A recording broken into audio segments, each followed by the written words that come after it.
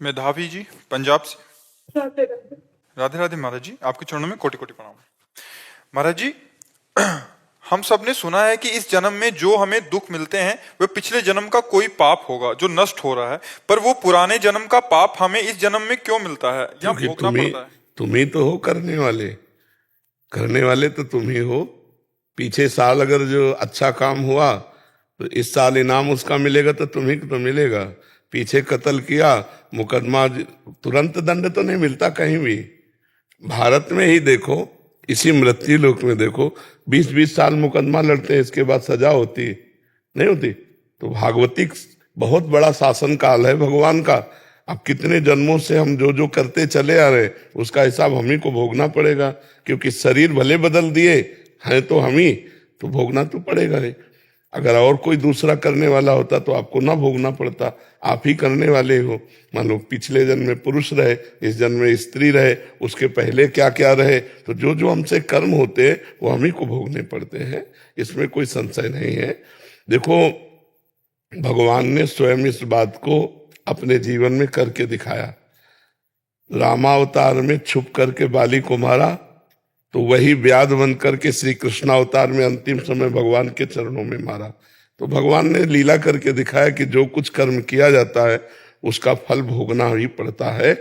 रामावतार पिछला जन्म, इस जन्म कृष्णावतार, तो देखो हुआ ना उसमें आकर के। तो हम लोग जीव हैं, जब ईश्वर अवतार लेते हैं तो ऐसी लीला करके दिखाते हैं, तो हमारे द्वारा जो कर्म होता है वो हमें भोगना पड़ता है, चाहे जितने जन्म के बाद मिले वो भोगना पड़ेगा। जैसे भीष्म पितामह जब बाण सैया पे पड़े थे तो भगवान से कहा हमें बहुत कष्ट है, बहुत पीड़ा है। एक कांटा लगे तो कितना कष्ट होता है, फिर बाणों की सैया में।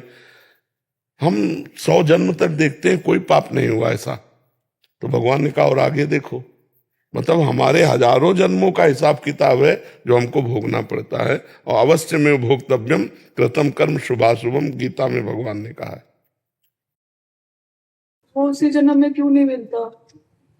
उचित तो यही है, लेकिन अब कानून है सरकार का, बहुत बड़ी सरकार है, तो उसका हिसाब किताब चलते चलते कई महीना कई वर्ष व्यतीत हो जाता है।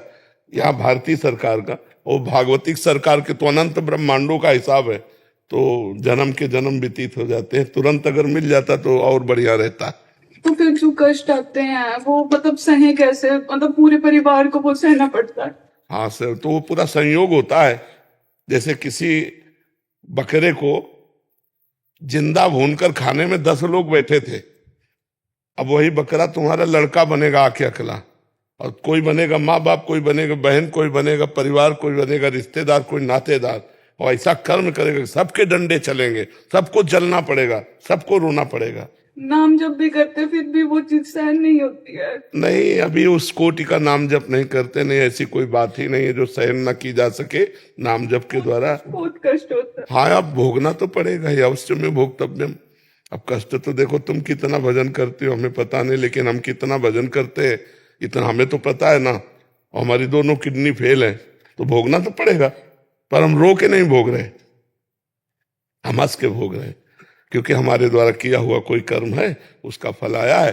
भगवान का भजन करते हुए मुस्कुरा के भोग रहे हैं। अब तुम कमजोर हो तो रो के भोग रहे हो। कमजोर मत बनो, बलवान बनो, नाम जप करो, प्रसन्न रहो, अब अच्छे आचरण करो। अब बुरे आचरण न बने तो पीछे की खेती है हम खा लेते हैं, आगे की खेती हमारी बहुत बढ़िया रहेगी। देखो कैसे कैसे लोग पापाचरण करते हैं, लगता है कि भगवान बहुत हमें दंड दे।